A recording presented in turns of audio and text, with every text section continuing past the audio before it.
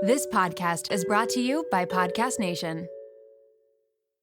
Shopping is hard, right? But there's a better way. Stitch Fix online personal styling makes it easy. I just give my stylist my size, style, and budget preferences. I order boxes when I want and how I want. No subscription required. And she sends just for me pieces, plus outfit recommendations and styling tips. I keep what I love and send back the rest. It's so easy. Personal styling for everyone. Get started today at stitchfix.com/Spotify. That's stitchfix.com/Spotify. This episode is brought to you by LifeLock. Not everyone is careful with your personal information, which might explain why there's a victim of identity theft every 5 seconds in the US. Fortunately, there's LifeLock. LifeLock monitors hundreds of millions of data points a second for threats to your identity. If your identity is stolen, a US-based restoration specialist will fix it, guaranteed, or your money back. Save up to 40% your first year by visiting lifelock.com/podcast. Terms apply.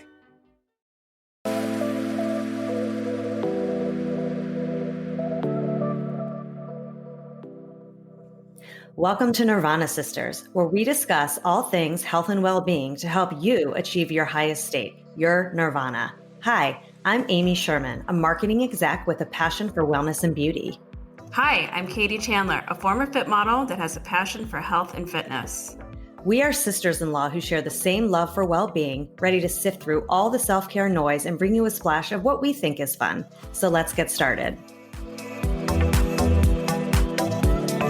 Welcome to Nirvana Sisters family.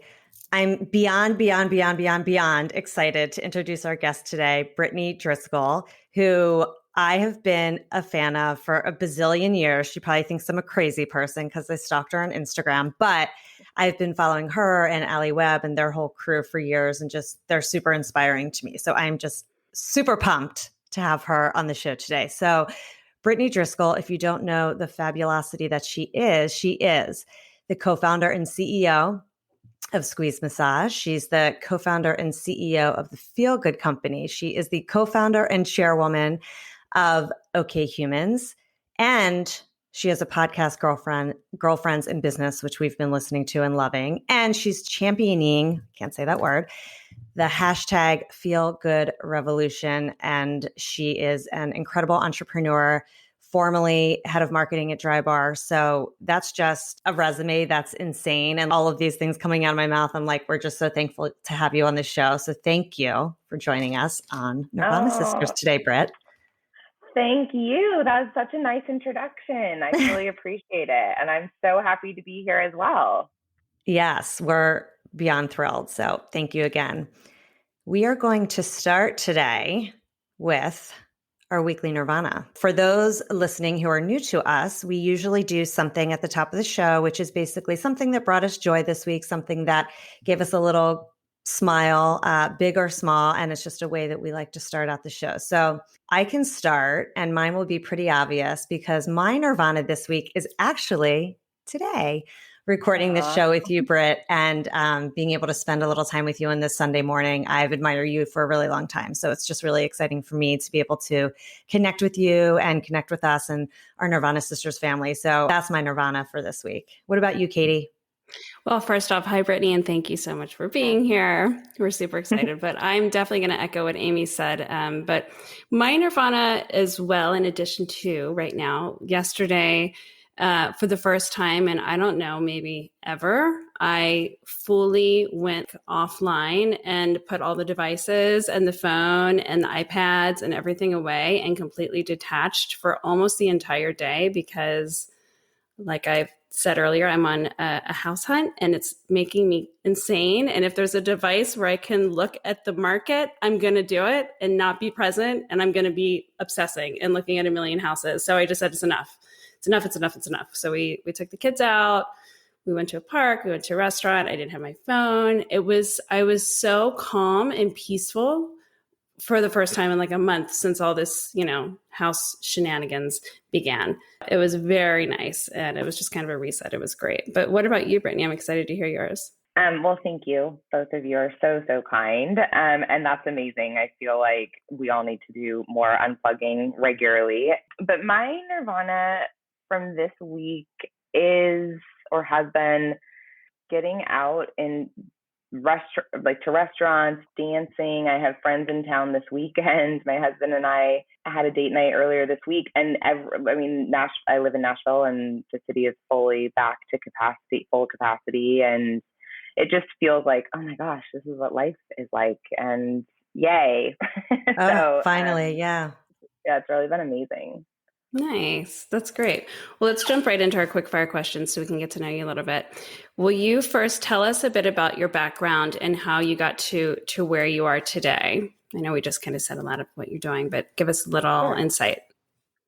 Yeah, I started my career in marketing and advertising, and I got a chance to work with amazing brands, everyone from Barbie and Hot Wheels and Disney and Coca-Cola, Hilton Worldwide, like just had amazing experiences and learning how to build brands and create campaigns and strategies. It was so much fun. And I feel very fortunate for that time in my life. I got to a point where I wanted to take that experience and apply it to a brand that was personally more exciting to me and resonated. And it just so happened that Drybar had been around for a few years and were starting to scale, and they were looking for a head of marketing. And this was back in 2013. So I helped take the company from 30 million to over 100 million in 4 years, opened over 60 doors and launched the product line into all the prestige retailers that it is in today, and as well as launched internationally and supported several franchisees. It was the ride of a lifetime and so much fun.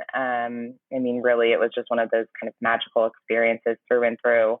But I'm a builder at heart. I'm an entrepreneurial spirit, and it got to a point where I just felt like, Drybar has a long trajectory ahead of itself, but I want to take a lot of what I learned here and go back and apply it to another brand that's in, its earlier stage. And so I told Michael and Allie that, and I wanted to give them, Michael and Allie are the founders of Drybar, and, I wanted to give them ample time and heads up to find someone new and work through the transition. And they were kind enough to remind me that they had always had this other idea in the back of their mind. They just didn't have the bandwidth to get it off the ground, which is where Squeeze comes in. I'm sure we'll chat about that in a little bit. And then, the Feel Good Company and OK Humans, just really quickly, that kind of evolved from our experience building Drybar and then building Squeeze, and recognizing that we really had these core functional components kind of nailed down in a really great way. Like, we use the same architectural designer and his team as Drybar and Squeeze, the same branding team and creative from Drybar as well. Like, those are kind of two of our four-pronged approach that we feel like, again, we just kind of have like the secret sauce to. And then with Squeeze, our biggest differentiation is technology, and that in and of itself just enables a very seamless experience, unlike most brick and mortar service experiences. And then the fourth kind of area of expertise is culture and a guest experience. And so it just kind of became apparent that we had this great opportunity to help support other women and small business owners who had great ideas in the wellness industry, and that we could support, again, with kind of those functional areas and help make people feel good. So that's kind of, that's the idea and where I started. Amazing. And I listened to your episode about your takeaways from your marketing background, which I thought was so really, really great and helpful for a lot of people, specifically in marketing, which I am in, and I got a lot from it, and I could relate to so many of it. And so many of the things you said, I literally have had those same experiences or have had the same learnings. But for our audience, what do you think is kind of like overall your biggest takeaway from your marketing background and how that's helping you, as in entrepreneurial life?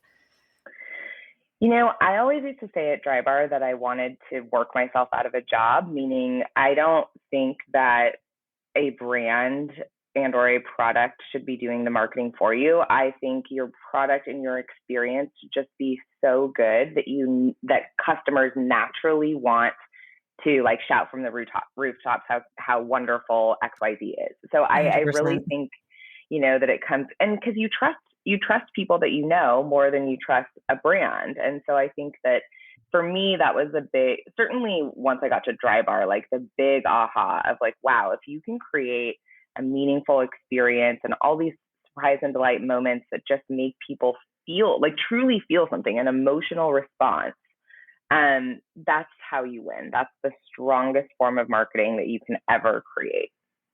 Yeah, I totally agree with that because I was an early adopter of Drybar, like from the beginning. When I used to live in New York, I was there all the time, and I felt like I was a brand advocate for Drybar because I would tell everybody about it. Everybody knows me that like I love Drybar. I always go, blah blah blah, and I was just I felt like a brand ambassador, and I had a responsibility to promote the brand, and I would take pictures, and I think I probably DM'd Allie once, like something was right or something was wrong. Like, and I totally agree with you. I mean, being from my background in entertainment marketing and hospitality marketing, the experience is everything. And if you're not providing that good experience, then no one's going to talk about it and no one's going to care no matter how good your branding is. So I love that.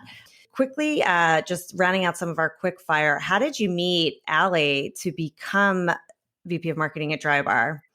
So it's funny. I had this running joke that everyone who worked for me had to basically be like a stalker of the brand / us because I was just so similar to you. I was so passionate about the brand. I loved it. And they posted on Instagram, and this was back when Instagram had like just started and they were looking for a head of marketing. And it was basically like, their caption said, tell us who we should be looking for and why, or something like that. So of course I texted like all of my girlfriends and anyone who had worked with me in the past. And I was like, please comment on this post that like I am the person for the job.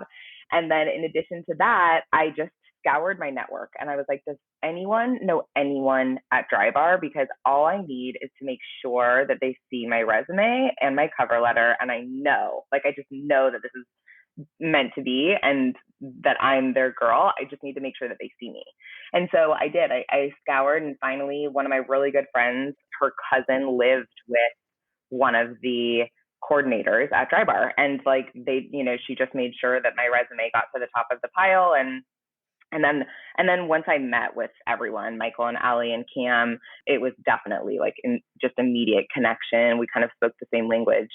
But I really do think that that's such an important, just reminder for everyone is just submitting a resume or, hoping that you're going to get the job is just like not how it works anymore. You need to make sure that you're doing everything possible to, get people's attention. And hopefully that's through people that I also had one of my first hires sent us all like a dozen yellow roses in the office to the point where we were like, okay, this girl's either like super crazy or super awesome. We really have to figure it out. And she ended up getting the job. So, it's like you just got to be creative to get yourself out there. Totally speaking my language. And I can give you a longer story offline, but actually when I was on furlough last year with my company, there was an opportunity at Drybar. Katie knows this. And I have like a 1-page resume that's sort of like a top line. I rebranded it to Drybar Colors. I sent it to Allie in DM. And then I got connected to the Drybar team through the old CEO because someone I knew him, yada, yada, yada. We spoke.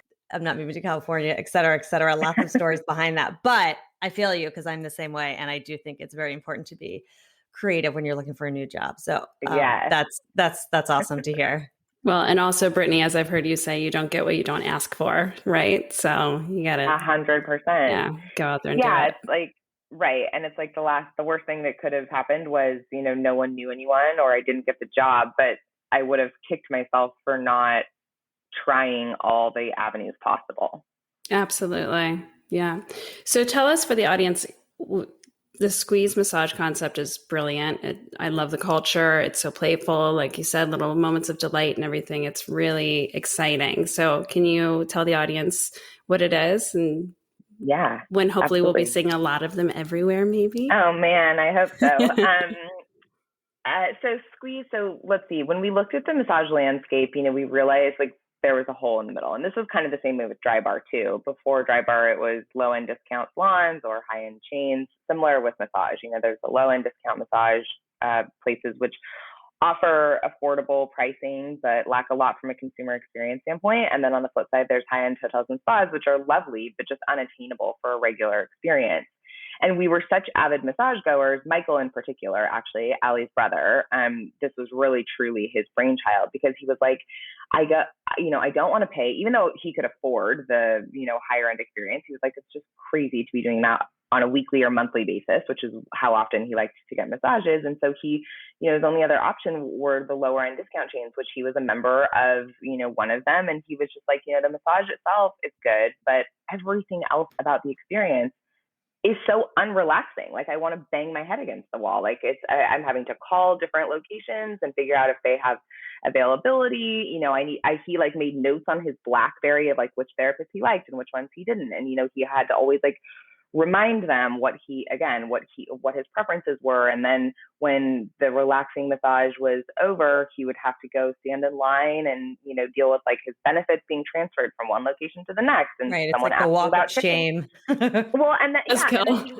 Exactly. And then he was like, okay, well, the relaxing experience that I just had is totally moot now because I'm frustrated and I'm, being bombarded with all these questions. So anyways, so that was his, and I feel like the best business ideas really do come from like personal necessity or personal frustration with something that doesn't exist, that could be better. And so it was really his brainchild of, if we could just take all of the transactional and very frustrating parts of the experience, make it more seamless and personalized, how amazing, you could actually feel when you're in location.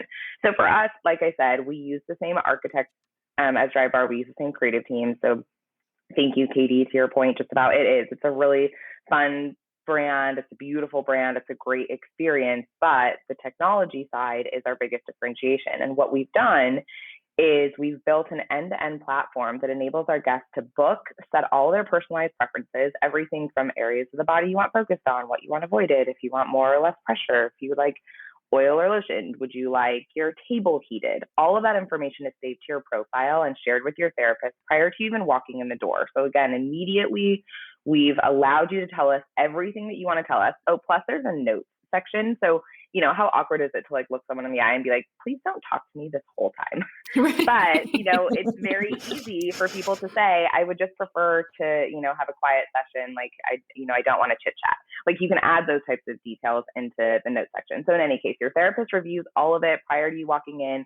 They also feel armed with the right information to give a great experience because of course they care about that. And they want to make sure that you're getting what you want.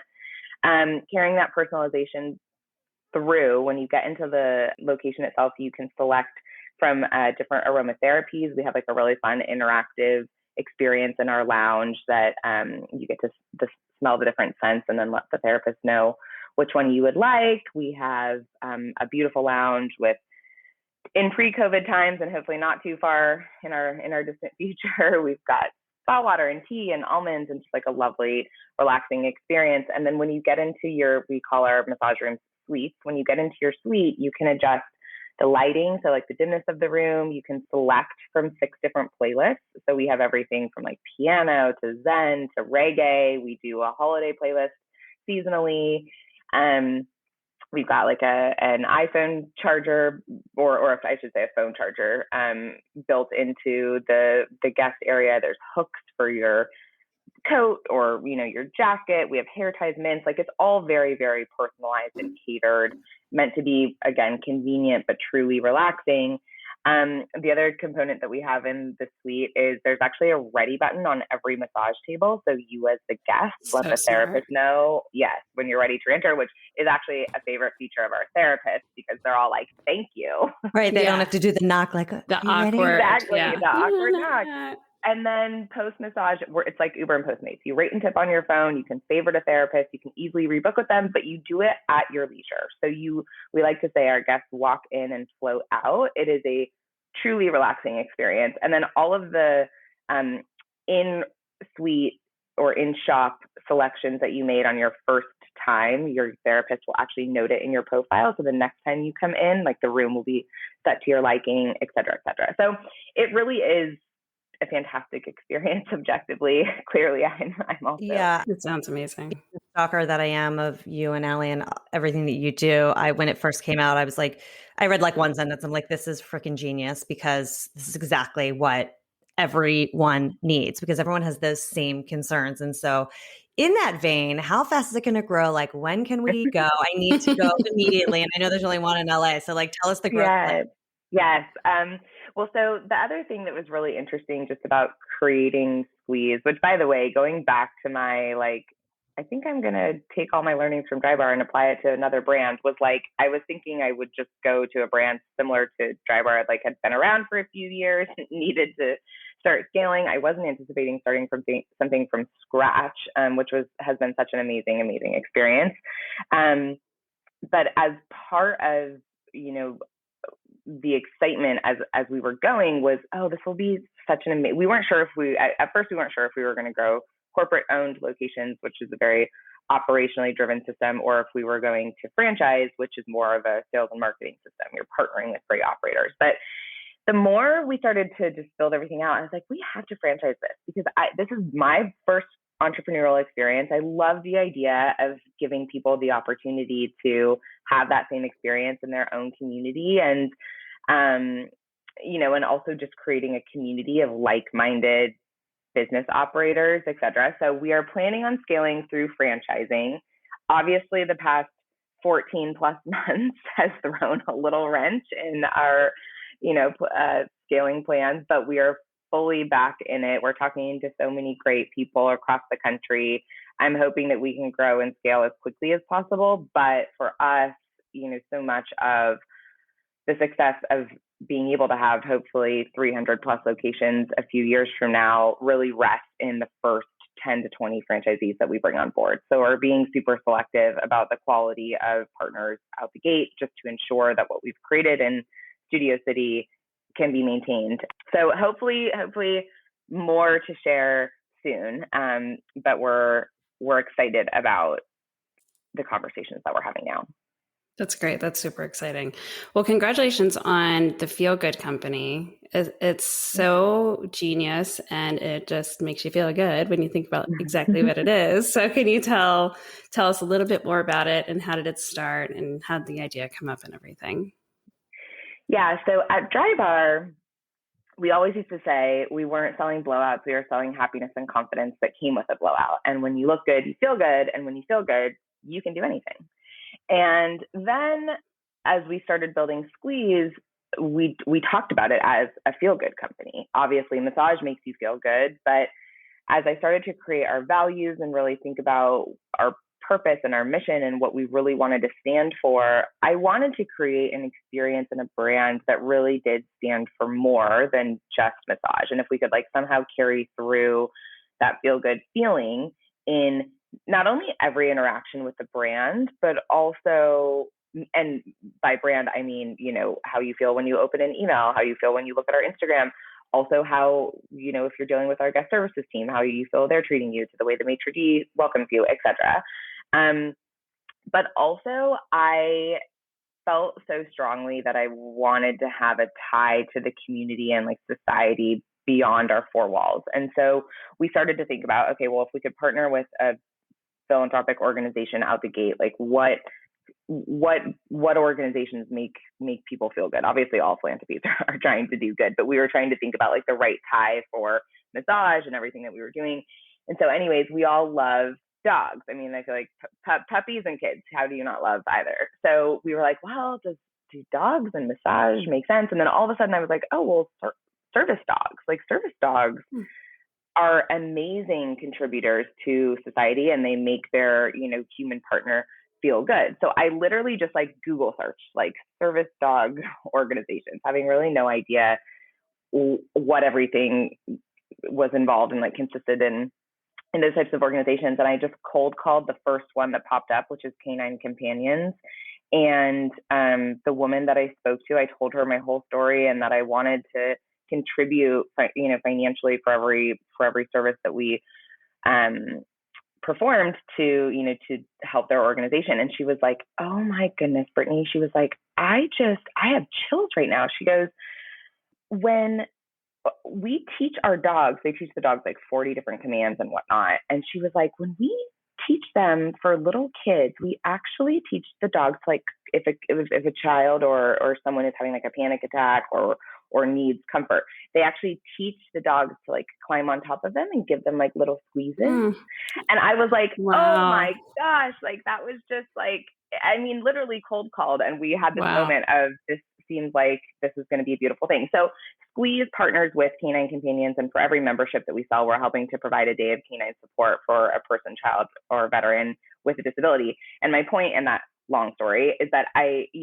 felt like it's really neat to see the guest response to that, but then also the team. The team knows that for every member that we have and the services that we're providing on a daily basis, it's doing more, again, for good, for the community at whole. And so as I thought through, I don't know, it was one of those like 3 a.m. in the morning things. It was, I think all of those things led to my thinking of, well, gosh, we're pretty good at creating disruptive retail experiences. And I also feel so passionate about figuring out ways where, again, we can contribute meaningfully. And so wouldn't it be really cool to create this company that basically just helps support different verticals in the wellness industry and do the same thing, great design, great branding, awesome technology. The experience piece is wrapped in both culture, team experience, but then also each Feel Good Company brand is going to have an organization, a philanthropic organization that is tied to, making people feel good beyond the experience. And so clearly, we're a very small team. We didn't really know exactly how that would unfold in real life, but Christy Desai, who is the co-founder and CEO of OK Humans and a licensed family and marriage therapist herself, actually reached out to me on Instagram and said, I really love what you guys have done with both Drybar and Squeeze. I'm trying to create a mental health concept that feels accessible to people and disrupts and destigmatizes the perception of seeking help. And I want there to be a place where people can just walk in off the street, just like you walk in to get your nails done or you walk into a gym to get help for your mental state. So in any case, we chatted and we had just talked about the Feel Good Company a few months before, and then Christy entered our world, and I was kind of like, well, maybe this is the moment where the Feel Good Company can actually become something more than just Squeeze. And and so we partnered together, and that company, OK Humans, opens in this summer in Los Angeles, and we will have other concepts down the line, but we're focusing, especially with the pandemic.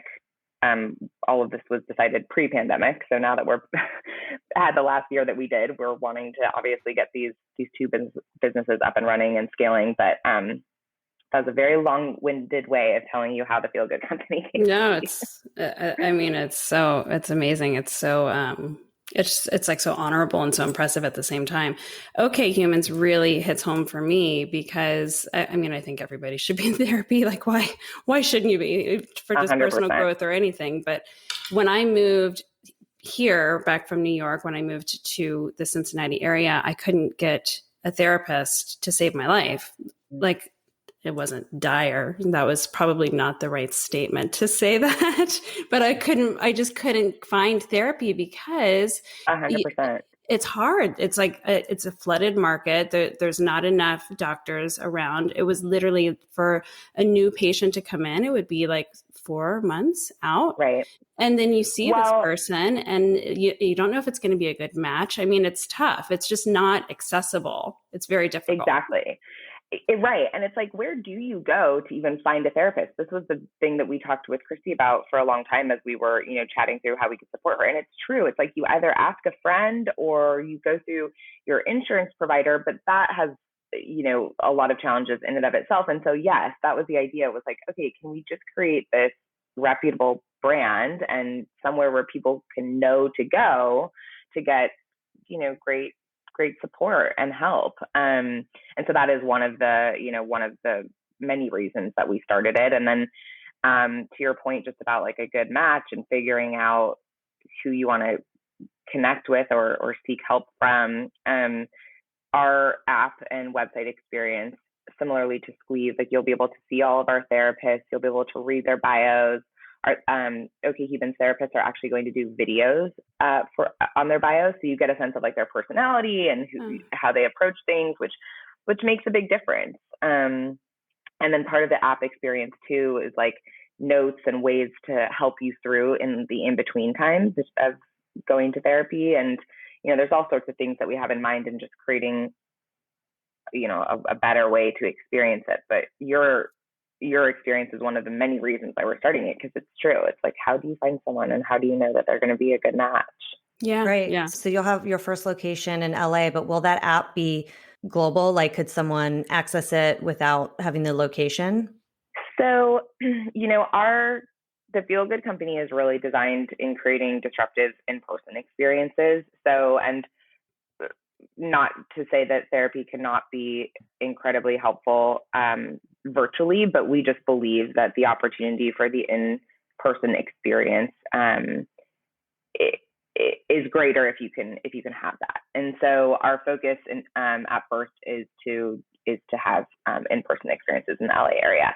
Certainly, if people wanted to select virtual, they could, but it's going to be more based on situational reasons, not necessarily a full telehealth solution. Yeah, it's really smart. I mean, just to echo what you guys were saying, I mean, it is so hard to find someone, and you don't really want to ask a friend if you want to talk to someone. You don't really want people knowing your business, right? And you just want a place that you know is good, you can trust, I love the idea that you can read about all the therapists, because then you can at least find someone that you think would be a good fit for you, versus like the typical, like you look on the website and there's like a line of like all their degrees, but not really like who they are. So Right.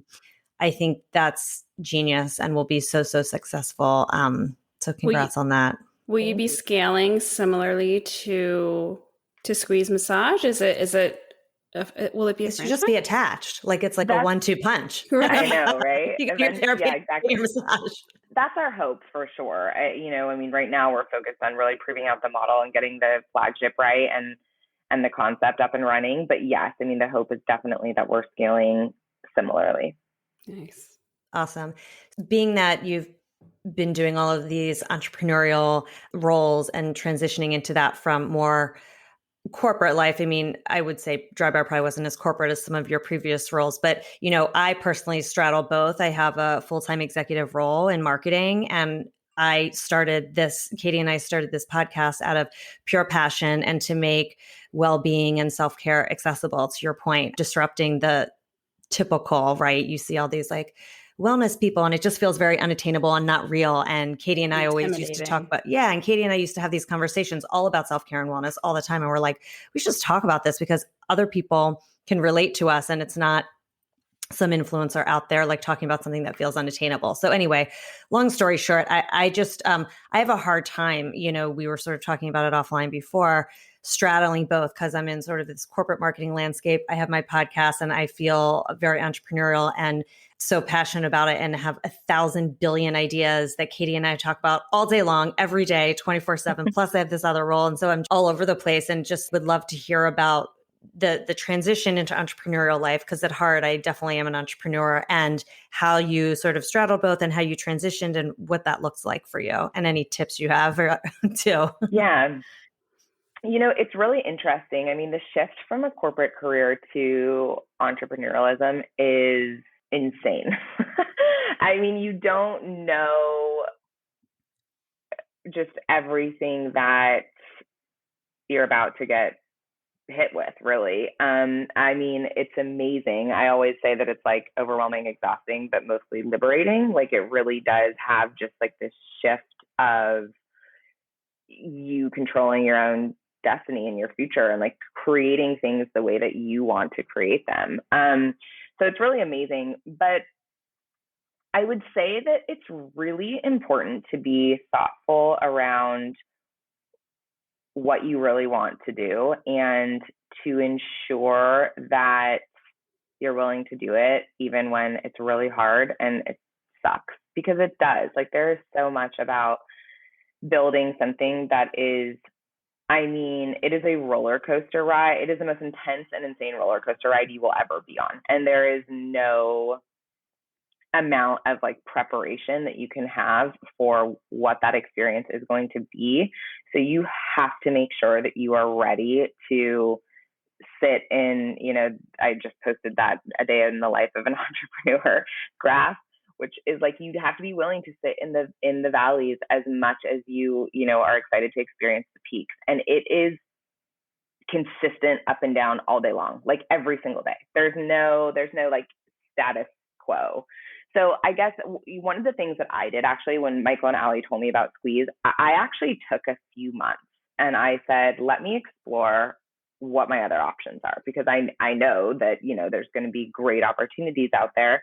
And I really want to weigh and think in my mind about if I'm okay taking this like unstable, unknown, leap, or if I just want to go work for another great, cool brand and have a little bit more stability. And so I actually started, I told them, I was like, I'll start to create the model and think about like how the brand could be positioned. And while I'm having these other conversations with, these other companies, if I decide to go, a different direction, I'll just hand everything back over to you guys. And you can see if you can find someone else to do it. But then, of course, as I did it, as I started to build it all, I was like, oh, this is amazing. And I really think that I can do this. And I am super passionate about it. But I guess my point is I just took time to really be like, okay, am I excited about this to the point of I'm going to be still excited about it when it's really hard?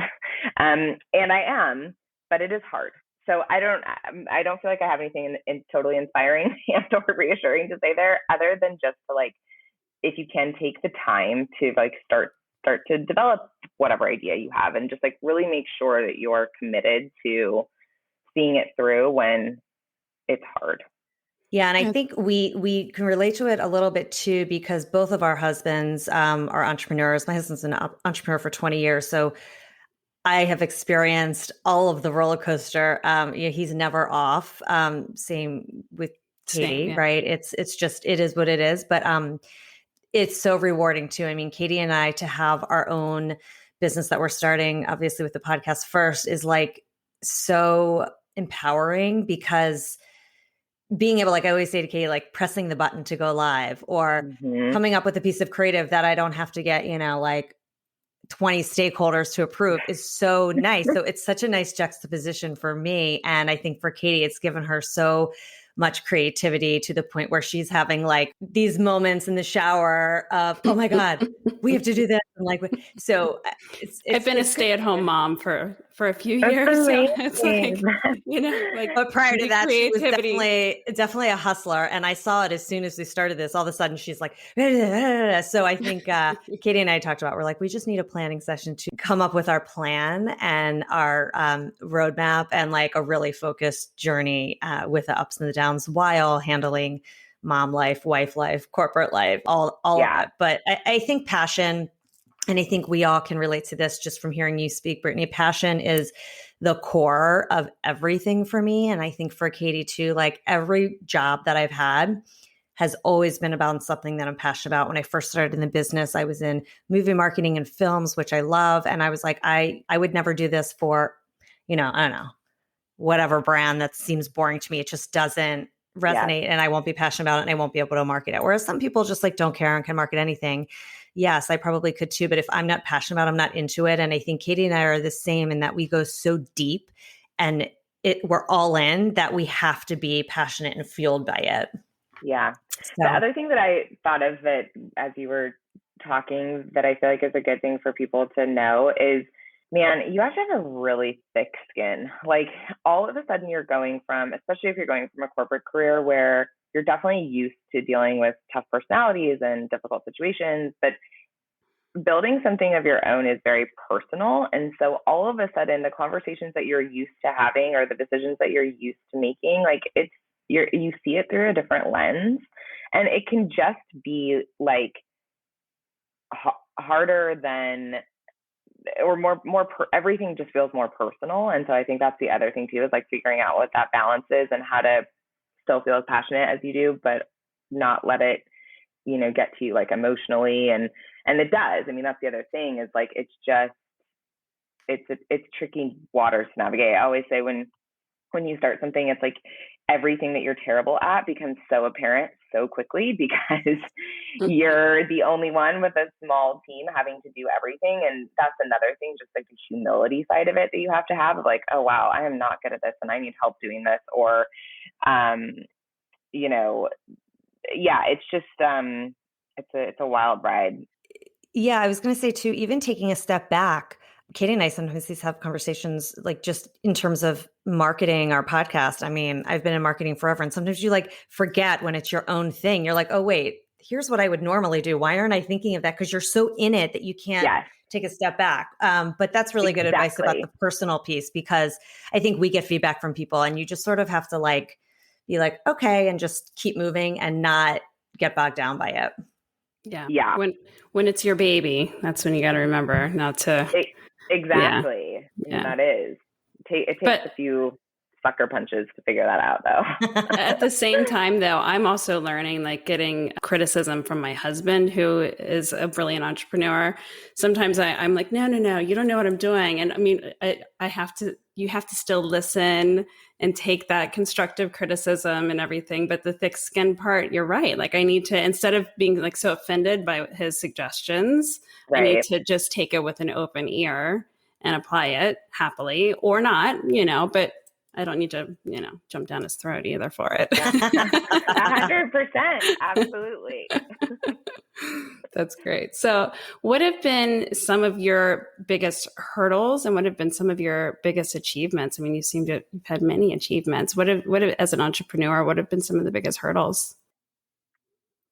I mean, to state the galactically obvious, I feel like COVID has been, there's so many silver linings, obviously, I feel like from the past year, both personally and professionally, but, we had great momentum right into when the pandemic first started and in terms of selling franchises, and rebuilding momentum is hard. Like it is, it's just an interesting place to be right now. So I would say I think that we did a really great job, and I'm proud of how we handled like our Studio City team and the guest experience and adapting to everything. And we've gotten great feedback from both guests and our team around all that, which feels good, and I'm proud of that. But like I said, just like rebuilding momentum, there's no other way to say it, is hard. So I would say that for sure has been my biggest challenge.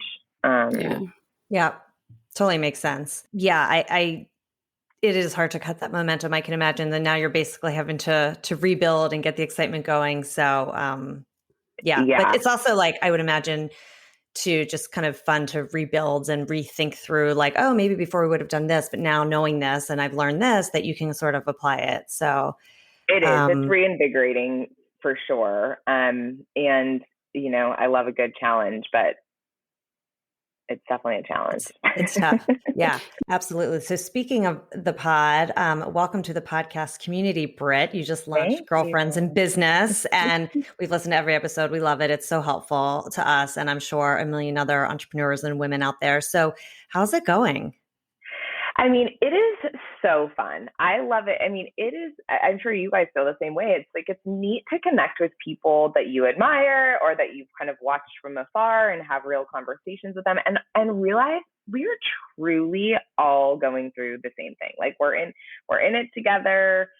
Yes, Lori, Allie, and I have some pretty cool experiences from our, past lives that that have gotten us to where we are today, but we're all kind of in the throes of rebuilding businesses from the ground up, and it's neat to just have encouraging conversations with other amazing women and to hopefully remind everyone else who is aspiring to do their own thing or even just continue to grow in your career that you're not alone in the challenges that you're facing, the insecurities that you have, and so from that standpoint, I think it's really neat to feel like we have this little community of, like-minded, awesome, ambitious women, but also we're trying to just be real about the vulnerabilities that we all have and wish that more people would have had those conversations with us earlier on.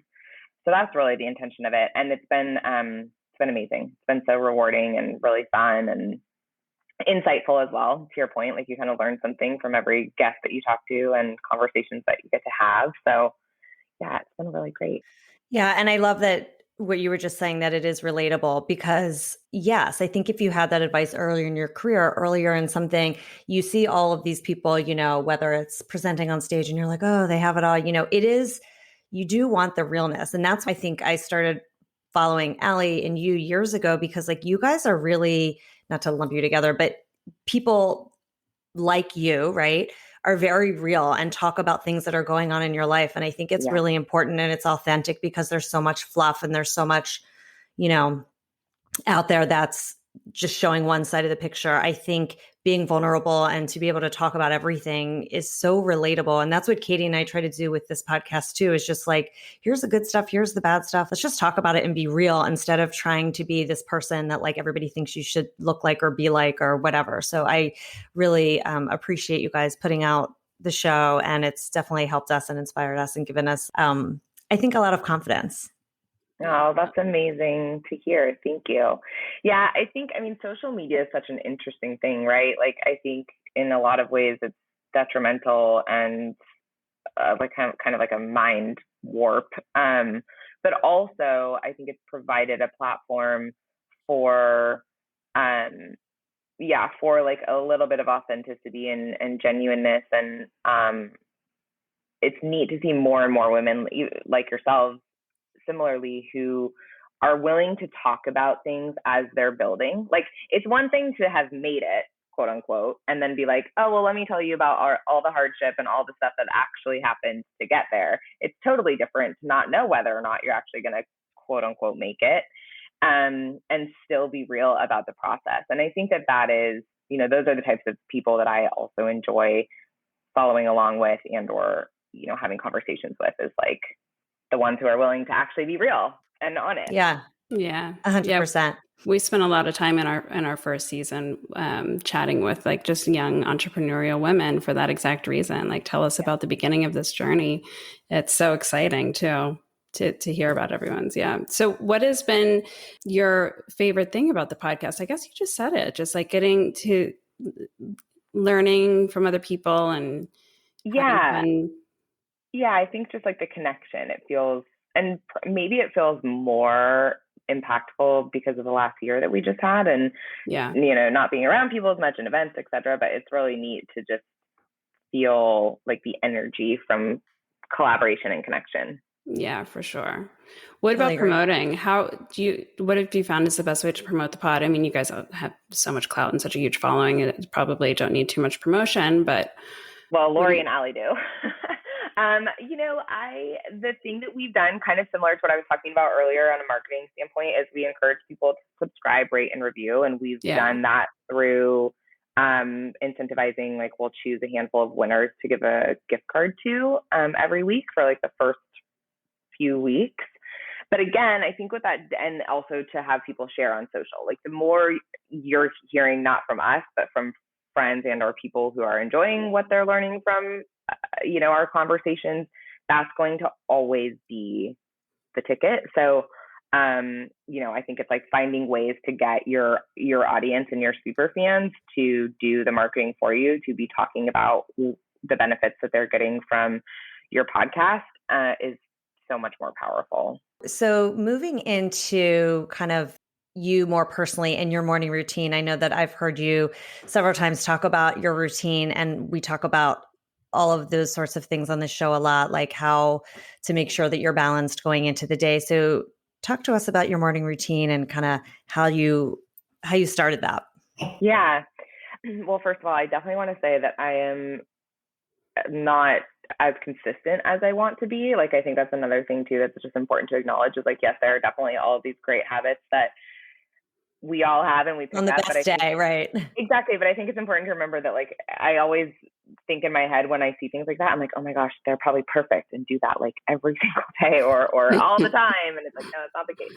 But so I did start to be very intentional about my morning routine when I started Squeeze. So this was back in like late 2017, early 2018. And again, it was kind of like a trip to go from a corporate career to all of a sudden I'm like my own, well, I was the only person at the company at the time. So like my own boss / the only one, figuring out what like the next steps are. And I had to recreate structure in my days and stuff, again, that just like was so foreign to me. And so I decided that I'm a I've always been a morning person. Mornings have always been like incredibly important and special to me.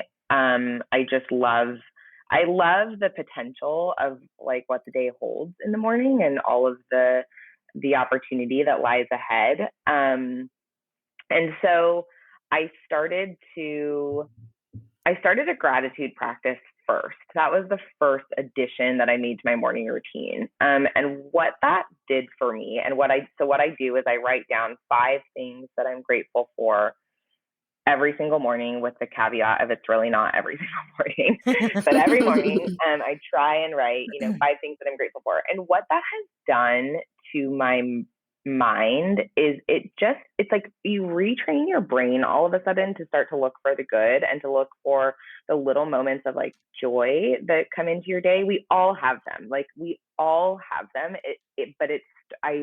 It was so clear to me after doing it for a while that I realized like, oh, I'm actually starting to notice these things more than I did in the past, and also look forward to identifying them. And they have to be like little moments. Like I was actually just having this conversation at dinner last night with my girlfriends. It's not like I'm so grateful to have a roof over my head or to have a great husband. Those things are great, don't get me wrong, but it's more like I actually just had this really cool interaction with the girl in line for the bathroom. And, we realized that like we both moved to a new city, and it was just this small little connection, but the little nirvanas. Exactly. Right. I mean, that's a perfect way to put it. Cause I just felt this like, all of a sudden I felt like lifted up, and I felt like that was like a really special moment. So anyways, so I feel like gratitude practice has been game changing for my mindset. I always say like mindset is your superpower. Anything and everything that you can do to keep your mind healthy and sharp and positive truly does impact the trajectory of your day and ultimately success. So gratitude practice is the first thing I incorporate. I do try and work out consistently. I suffered a really bad back injury way back in the day of my corporate career days. I was traveling too much. I wasn't taking care of myself. And I just decided like, especially leading wellness businesses, like I want to be, in my best shape, not so that I look good, but so that I feel good and healthy. So I work out, gratitude practice, and then I'm a person of faith. So I definitely pray. I try and remember that there's something bigger out there than just me, and kind of like surrender to that. And then I also meditate. So it's like when I can do those 4 things in the morning before getting, out into my day, it does make such a big difference. And then I also sometimes will do like dance parties, no joke, after I have like a cup of coffee. Love it. We're all about a good dance party. Mostly Whitney Houston is like my go-to, but Nice. sometimes it's like very fun song to like get the day going. Makes such a difference. Yeah. So yeah, we're firm believers in everything you just said. I love that. The gratitude practice is something that I have been like tossing around wanting to start. And I don't know why I haven't, but the way that you described it, it just sounds so impactful. I really feel like, I need to just start it. What does that look like? Like, do you literally roll out of bed and start writing, or is it with your coffee? Yeah, I actually do. So I work out first, and then I do kind of like meditation, gratitude journal, and then I'll do that with like a cup of coffee. Yeah, so like after I work out. But when I don't, it's again still just like the writing down part is the most important part. Even if like my girlfriend last night was saying, well, I think about those things, and I'm like, no. Like your brain, it's different when you're actually like translating things on paper. So yes, I would highly recommend it. Yeah, I love that. That's great. Yeah, I have, we had talked about on the show once this Ink and Volt planner, which is more of just kind of like a weekly and daily planner. And in that, it always has sort of like 5 things to be thankful for. I haven't been as good lately at filling it out, but it's a good way to kind of start the practice because it's like written and it's like 5 things. You just like write it really quick and then write out your day. So I need to re-engage. And I think it's important what you said too about it's like you don't do it every morning, but when you do, you're at your best. And I think Katie and I are both the same way in that like we have morning routines and like it doesn't always happen and that's okay. Right. Like sometimes you sleep late or something happens and whatever. But when you can do that, that's kind of when you're feeling your best. So with all this said, and you've given us so much time, but we do need to do our little wrap session with you for some quick info. So what is your favorite wellness or beauty hack? Besides a squeeze massage, of course. I was going to say. I take Calm almost every night. That's good. I would say that, yeah. And That's apple cider vinegar in the morning. Oh, you do a shot? Mm-hmm. I mix it with a little bit of water. I feel like it definitely needs to be diluted. I know, it's so strong. Both of those things are so good for your system. The Calm one is great. Doesn't it just like help you wind down and fall asleep easier? Yeah. And I take it every night too. Nice. All right. Well, this next one we call our 5-minute flow. So you just got out of the shower and dried off, and Uber has alerted you. They are 5 minutes away. What are you going to do? What are you going to throw on really fast, your holy grails, to get you out the door and get you in that Uber on time, ready to go? Yes. So I actually use a lot of Skin Farm products. It's a company based out of Nashville here, and I became good friends with the founder. She has amazing products. There's one product in particular that I highly recommend for everyone. It's called Youth Serum. It's incredible, and it's kind of like you could use lotion or not, but it's so hydrating and incredible. I have one like at the office, one in my purse, one in my bathroom. So in any case, that I use just like bare minerals. I'm very minimalistic in terms of makeup. So I will use that. I also love Klur's body oil. I think they call it like the essential oil or something like that. Again, amazing product. It's so luxurious. It makes me feel like I'm at the spa, but just a quick, all over the body thing. And then of course, Drybar products, I'll throw some like triple sec detox in my hair. And yeah, I think those are like my core products and the things that I use pretty consistently. Again, I'm relatively minimalistic there. Nice. Does that answer? Good. Yeah, absolutely. I need to check out that Youth Serum. Yeah. Likewise. Sounds good. Likewise. Nice. So you kind of touched on this before, so I probably have the answer, but ask you again, like, how do you maintain your daily nirvana? Just that daily kind of calm and feeling good.